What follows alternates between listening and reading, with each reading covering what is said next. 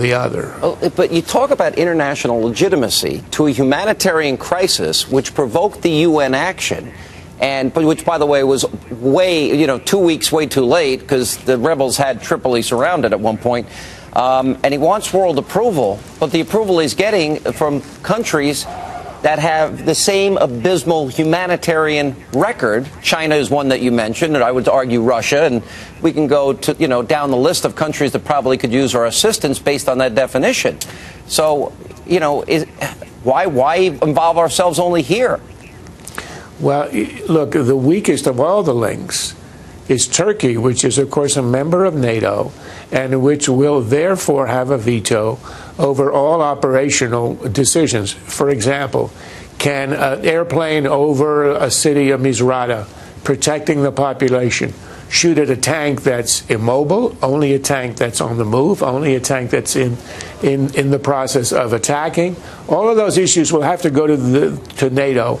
Turkey has a veto. The Prime Minister of Turkey, on December the 1st of last year, accepted from Gaddafi the Gaddafi International Human Rights Prize.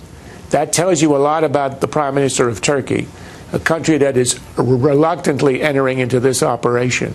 So what it does is it creates incoherence on the part of the alliance, and that can only hinder the Allied war effort. And it is a war. There's no getting around it. Yeah, well, or kinetic military operation.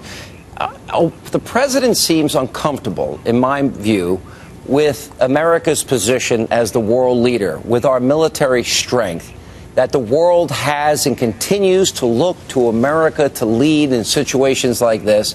He seems to want no part of that leadership. And, that is, what do you think is the thinking behind that? I've always referred to him as radical. Do you think it's connected? Look, I mean, I'm a psychiatrist, but I don't play one on TV. But what I would say is this. He's been quite open about this. He said, that, for example, in Chile, when he was there a few days ago, he said, in this operation in Libya, we want to be a partner among many other partners. We do not want to be the lead or in control or in command. Now, there's one explanation, which is a benign one, which would say, okay, the reason he's doing that is if it goes wrong, or if somehow a bomb lands in the middle of a city, kills a lot of civilians, looks horrible on TV, or if there are atrocities that our side or the rebels will commit, it reduces the liability of the United States. Well, that's a fantasy. Everybody knows that we are the lead nation here. Everyone knows if we hadn't acted, there would have been nothing. There would have been no action at all. Everyone knows it's our command, our control, our pilots, our technology, which is the dominant one. So it's a kind of a farce pretending that we are in the background. Yeah. But I think that's part of his reasoning. He doesn't want us to be culpable or liable. Or if we don't succeed at all and the rebels are overwhelmed, that it isn't considered an American defeat. That's also a fantasy. Of course it'll be looked at as an American defeat. Of course it will. And if we're not the leader, if we're not willing to lead, Charles Krauthammer, I don't think we should be there. I think America, that's never happened before that I can think of in history.